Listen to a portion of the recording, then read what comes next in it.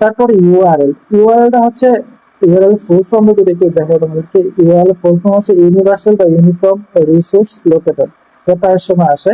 ইউআরএলটা সবচেয়ে সহজে বুঝবে এখান থেকে। দেখো এই যে চিত্রটা আছে, এই চিত্রের মধ্যে এইচটিটিপি :/www.একটা নাম.com/uk।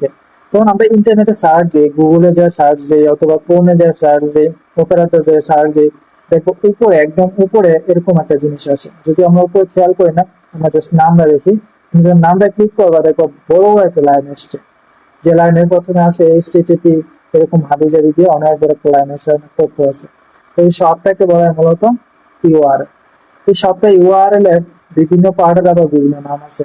যেমন প্রটোকল, http:// এটাকে প্রটোকল বলা হয়। http মানে আমরা পড়ছি হাইপার টেক্সট ট্রান্সফার প্রটোকল। তারপরে এফটিপি ফাইল ট্রান্সফার প্রোটোকল আমরা পড়লাম।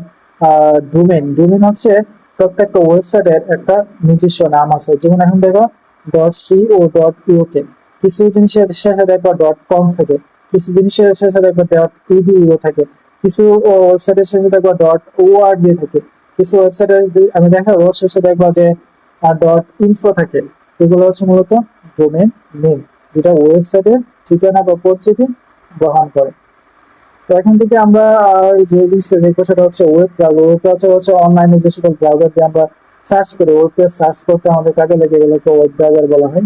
যেমন Google Chrome, Mozilla Firefox, internet explorer, Opera, safari, এগুলোর সাহায্যে ইন্টারনেটের তথ্য আমরা খুঁজে বের করতে পারি।